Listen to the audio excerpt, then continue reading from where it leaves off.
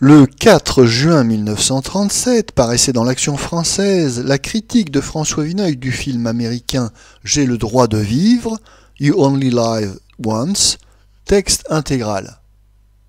Il paraît que ce film, qui passe depuis quelques jours à l'Avenue, est jugé très diversement.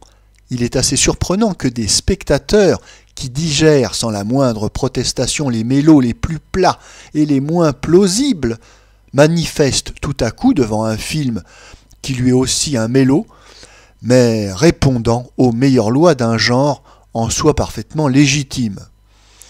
Je pense qu'une partie du public reproche surtout à J'ai le droit de vivre de le déranger dans une de ses habitudes favorites, celui d'une bonne fin. Ce film, qui ne comporte aucun personnage vraiment antipathique, et où tout va cependant de mal en pis, l'irrite et lui paraît arbitraire. Cette observation n'est guère engageante pour les auteurs qui rêvent d'œuvres dures, enfin dégagées de l'optimisme feuilletonesque. Le titre français du film de l'Avenue, calqué à peu près sur l'américain, est assez sottement déclamatoire.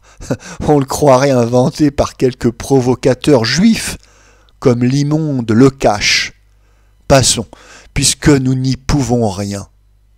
Nous retrouvons Israël avec l'auteur Fritz Lang, demi-juif d'Allemagne, exilé comme tel.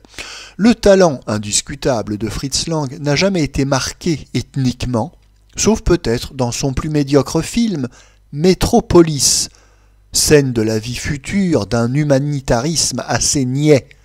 Fritz Lang, avant son départ d'Allemagne, avait signé un film remarquable, Le Maudit, reportage à peine romancé d'une construction et d'une force d'évocation mémorable sur le vampire de Düsseldorf.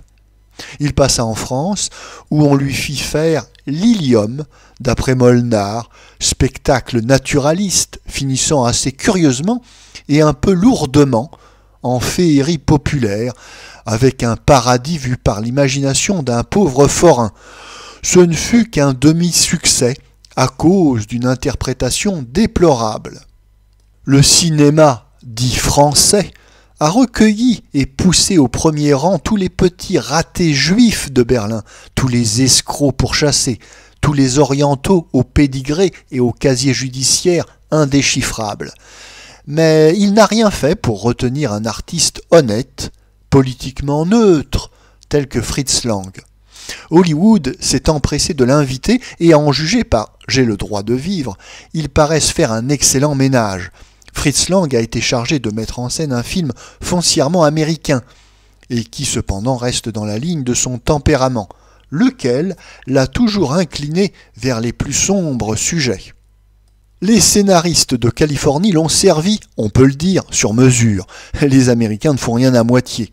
Il n'était rien sorti de plus noir de leur carton, depuis Je suis un évadé, l'effrayante aventure d'un estimable journaliste condamné par méprise au bagne perpétuel. L'innocent traqué est le héros classique du mélodrame. Les Américains ont fort bien compris qu'il fallait le renouveler, que s'il demeurait toujours une espèce de Parsifal persécuté, il ne conserverait plus un trait plausible. Le jeune Eddie Taylor du film de Lang est donc un assez triste garçon qui a volé déjà 3 fois, par faiblesse, mauvaise fréquentation, que l'on relâche de prison grâce à un directeur et un avocat qui ont reconnu chez lui des sentiments encore droits et sains. Il a la chance d'être accueilli par une jeune femme passionnément éprise de lui. Il veut sincèrement se racheter. Mais la société n'est pas obligée de croire à sa contrition. Elle joue son rôle, elle se défend en lui fermant toutes les portes. C'est la redoutable loi bien connue. Quand on est entré dans le cercle du crime, il est impossible d'en sortir. Comme cela est nécessaire dans un mélodrame, un jeu brutal de circonstances va précipiter les événements. Une banque est attaquée. 6 employés tués par d'anciens compagnons de Taylor. Ils lui ont pris un chapeau, le laissent sur le lieu de l'attentat. La police se saisit incontinent de cette proie. Taylor est condamné à la chaise électrique. 5 mois de cage ont fait de ce garçon jusque-là acéphalo un vrai fauve. Il parvient à s'évader dans une scène que pour ma part je trouve fort saisissante, mais en commettant cette fois un vrai crime, presque involontairement et inutile, car son innocence venait d'être reconnue. La fin est une longue chasse à l'homme, plusieurs mois, dont la compagne de Taylor partage intrépidément les dangers et les angoisses, jusqu'à ce qu'une salve de policiers les abatte à quelques pas, naturellement, de la frontière. On voit bien tout ce qu'il y a de forcé dans de telles situations. Mais je défendrai volontiers ce mélodrame parce qu'il demeure purement physique. Le ridicule des fausses tragédies de M. L'Herbier tient justement à la pseudo-psychologie dont il veut entourer ses fantoches. L'erreur judiciaire dont est victime Taylor eut entraîné, voici quelques années, un flot de commentaires moraux, prud'homesques et humanitaires. Ici, rien de tel. Rien qu'une narration précipitée, bondissant, fiévreusement de fait en fait.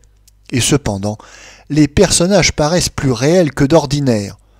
Fritz Lang a su réaliser là un crescendo plein de vigueur, montrant qu'il n'a rien perdu de sa maîtrise, que l'on a su l'employer pour le mieux.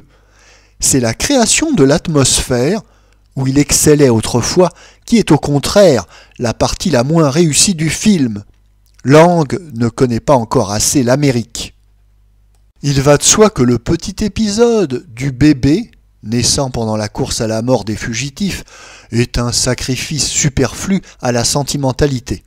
Par contre, pourquoi supprimerait-on la petite allégorie finale naïve, mais brève, évoquant ici l'idée d'une justice métaphysique, la seule auprès de qui un Taylor, mis par l'ordre terrestre au banc des hommes, puisse espérer trouver l'équité.